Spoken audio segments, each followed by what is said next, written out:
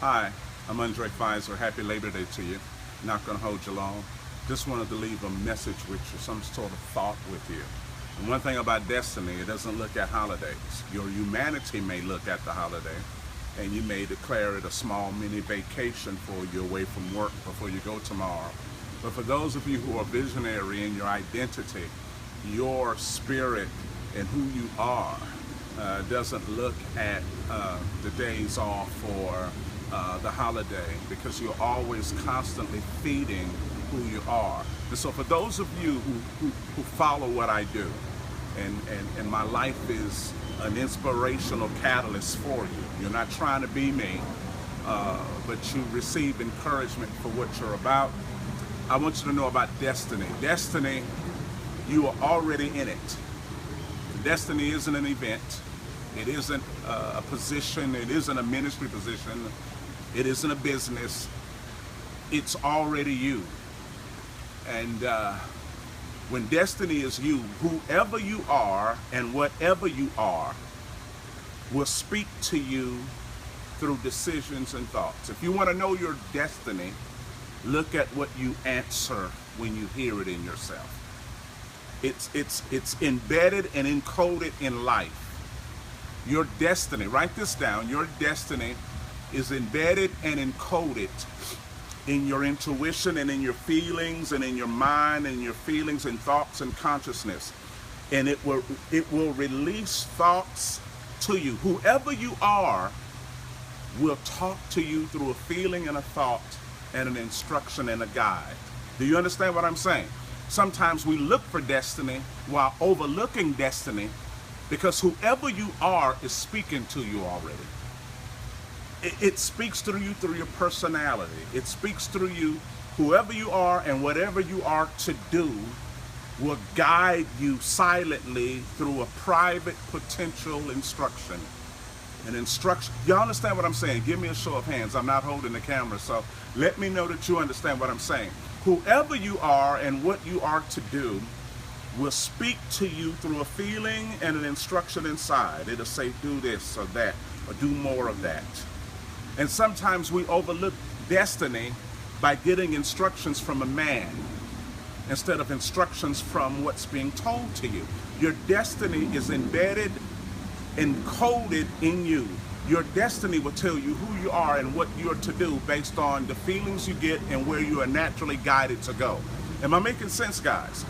And then, see, that is destiny. Sometimes we ignore our sensitivity to look for some position. And so you're messing yourself up, because your destiny is already telling you, go further. Whoever you are and whatever you are to do, you will hear an instruction that will say, go further. Put that, go here, go there. And if you would begin to see what you listen to and adhere to constantly, you will discover, I'm destined to do this, based on where you're guided by the most. Now, Jesus said this, Christ, I'm going to talk in his elevated consciousness. Christ says, my sheep or my brothers or my offspring, they know, or they're intimate with my voice. They know when I am speaking to them according to them. And a stranger they will not hear, which means there are other voices that are options out there.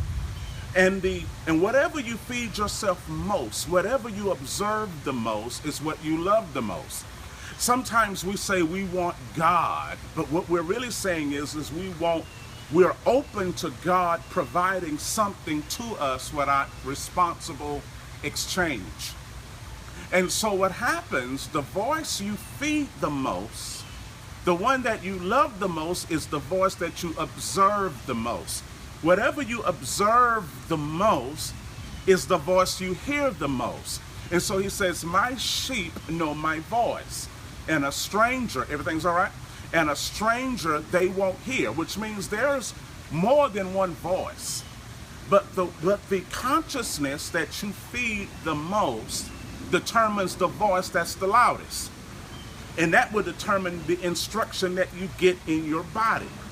The private signals of inconvenience that you get in your body.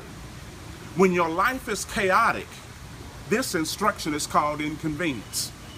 When your life is chaotic and you get told to do something different, you can't, because that's not what you feed the most. You understand?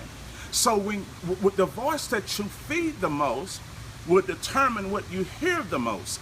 And this divine voice don't give scriptures or religious instructions. It may say, shut up.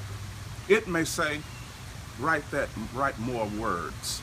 You may be writing something and it'll say, you know, you could do better than that. Write more. See, instructions like that. God doesn't speak like the Bible because he isn't a Bible. So he won't talk like a Bible. You understand? So if you feed your religion the most, you'll want to hear God as a Bible. But when you feed love the most, you'll hear God like you. You will hear God as though it's you talking to yourself. So whoever you are and whatever you are to do will speak to you in your body. You are your destiny. You don't do instructions to discover destiny. You recognize destiny based on what you follow. You don't discover purpose.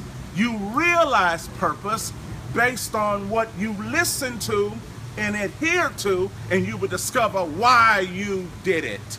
Am I making sense? When you understand what you are hearing and you follow it consistently, you will realize the reason. See, purpose is the reason for existence. Jesus said, for this purpose, I came to destroy the works of the enemy. Why? He said, this is what I constantly feel in myself to do. This is what I constantly hear. And as I follow the directions, I discover that my reason is to undo what Satan has done. So when you follow your voice, you realize I'm here to do this based on what I obey in myself, and not based on a course, not based on paperwork, not based on a verse. So if you come to my class, I'm going to show you how to hear. I'm not going to give you the answer, but I'm going to show you how to hear inconveniently. You feel me? That's all I'm going to say. Peace.